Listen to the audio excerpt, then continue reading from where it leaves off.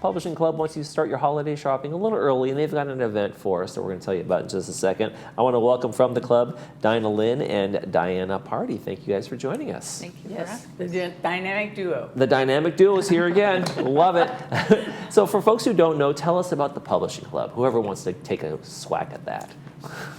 What? Go ahead. I'm a relatively new member, and so I've been really impressed with all the great activities that they've come up with. We had the jazz event in April. Mm-hmm. We have our author marketplace coming up in October, and it's for anyone interested in writing. We have all genres: memoirs, fiction, nonfiction, inspirational, motivational, all that. So if you're interested in writing and maybe publishing your book, then come and join us. Have some fun networking with other writers. Now hold up your book. I want to make sure we get that book up there. This is a mystery, right? Yes, it's a lighthearted, humorous mystery. Right. It was published 2 years ago. And On the cusp. Yes, on the cusp. It's about a young woman who's been an expat for the last 15 years, traveling the world. And now her grandfather, who's a real estate tycoon kind of guy, has drug her back to Orange County. So she's trying to adapt, and of course a dead body shows up. Dead body shows up. That looks like the old Laguna Beach, the tower over there by Laguna Beach. This is the area. It takes place in Laguna, Dana Point. Okay. She lives in South Laguna with her great aunt. And so it's a fun story. When I first wrote it, I didn't intend for it to be so humorous, but then I started seeing all the reviews of how people were, laughing out loud. They thought it was so funny. So I thought, okay, that's my thing. I'm not necessarily funny in person, but I'm funny on the page. We're laughing with you, not at you. Let's hope. Okay. Donna, shame you didn't bring your book, but tell us about your book as well. The title of the book is Daring to Dream Once Again. It's never too late. And it's a memoir.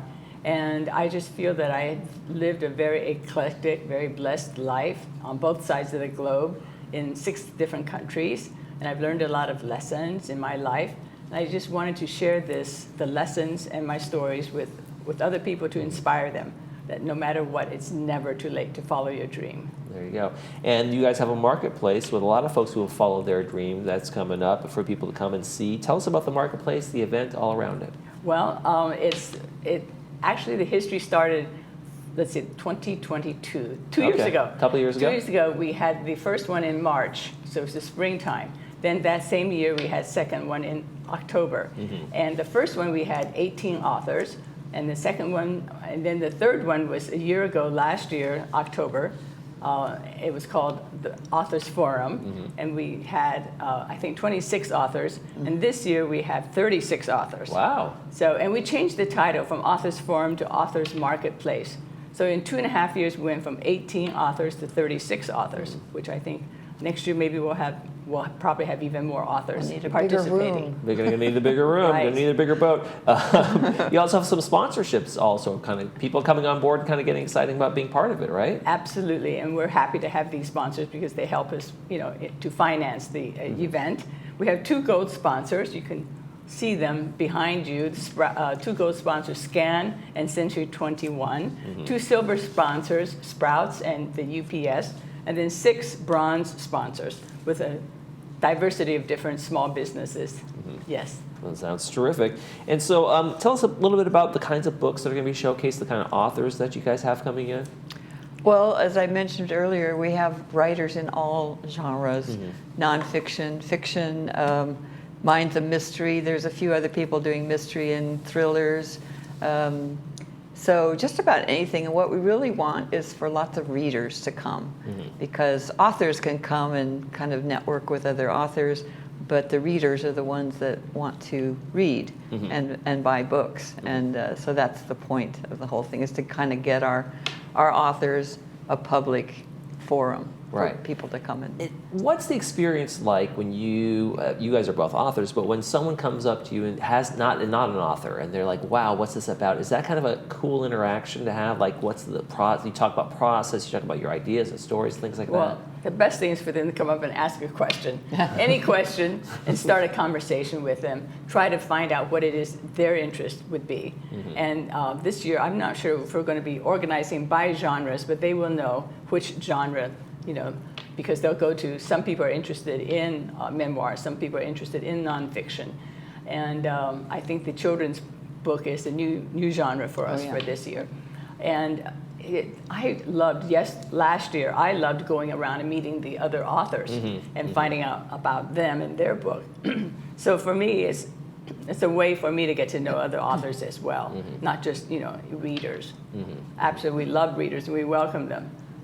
Now, do you guys take a different tone? I mean, there's these summer reads, but then there's is it more serious authors this time around, or do you kind of do that? I know people have their summer reads and their serious books and those kinds of things too. Do we have serious books? do we break it up that way? I think we may have a few, right? No, I don't think we would break it up. It's like holiday read is any kind of book that you enjoy, and that's why it's so great. We have so many authors this time. There's also good gift books this time gift too, time. Right? That's right. Absolutely. Think about gifts. Yeah, the gift of reading is always kind of a nice kind of thing. When someone gives me a book, I'm like, okay, and I feel like they know me enough to I think you would enjoy this book. Right. You kind of roll the dice on that. A lot of the authors are on Kindle and Kindle Unlimited. So if you prefer your book an ebook, you have that option too to find out about it and then go and get it. As a non. I was going to say, some of us even have an audiobook. I even have an audiobook. She has an audiobook. Wow. And Wow. I think people really like books that are autographed by the author as well. And that's one nice thing about buying it right then and there. They can get an autographed copy. But the audiobooks is really great for a whole community of visually impaired people who find it difficult to read. Right. And so the audiobook is a great option that several of our authors have. Well, it's becoming more and more popular, actually. Right. You guys have a fall membership special going on as well. Want to make sure we get that in before we go. What's that all about? Well, that's, Either one of you can talk. It's a great time for us to kick off our membership drive because it's such a great value. If you join, you get a couple of months free, so to speak, because it covers October to the following December. And it covers the Village Stories, which is a wonderful book that we publish once a year. And I don't even know how many, I don't know how many authors are in there, but there are a lot of authors with poetry, essays, stories. So you get that for free as well. And then, of course, all the programs. So it's a really good value for people to join. I mean, some people join actually just to be in the author's marketplace as well. That's true. Diana, let me ask you something. With all the tech, the streaming, all the different ways people can get their media from, what is it about books that keeps people coming back to that old pages and just that turn? Some people just like that physical feeling of having a book. Some people like the smell of old books in the library or wherever. So we all have our different styles. I have gone more and more toward Kindle because I like to read at night before I go to bed, and it's easier Is it an for me illumination to, of it? Sure. Yeah, I get a black background, white letters, and it's easy for me to read. But I think that paperback, hardback books will never go away. There's always going to be people that love that, and that's what we have at the marketplace. 35 authors with actual books that you can buy. They can't autograph a Kindle screen. No, that's really tough. It's also, especially nonfiction or memoirs or books that you might want to bookmark or go back to. It's better to have it in a book. I've tried some of those in Kindle, and it's just not the same as having that book. You can go, I want to go to chapter 7. Back here, right, right. Well, I will second that. I absolutely love reading a paper. And what I do with the lighting is I get these little tiny lights, right, that clip onto the book. Yeah. That's what I use for lighting. But I really love reading the paper.